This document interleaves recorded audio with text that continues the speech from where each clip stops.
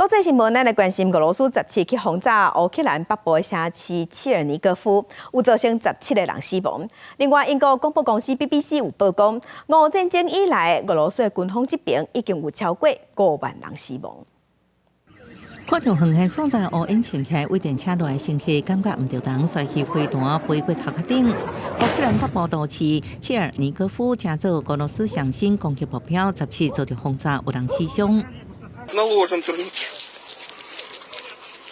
Він повинен жити. Нам живий потрібен.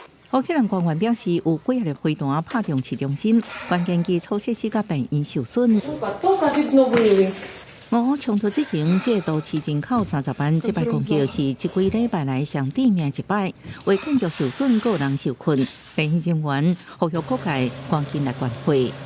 Всім надається медична допомога. 乌克兰总统泽连斯基呼吁盟友紧急提供航空支援，佢表示，若全世界对打击俄罗斯恐怖活动决心有够坚定，安尼代志都袂发生。最近伊用3月10日俄罗斯空袭摧毁基辅附近的特里皮利亚一电厂事件，表达乌克兰的处境。У нас закінчились всі ракети, які захищали Трипілля. 为俄乌冲突以来，俄军伫乌克兰死亡人数已经超过5万。这是英国广播公司 BBC 引用所属的记者独立媒体网站甲志刚顶统整了后的数字，也比莫斯科当局自控制年到会，甲即马为伊公开承认一摆公布的数字悬出8倍。公司新闻黄文玲编译。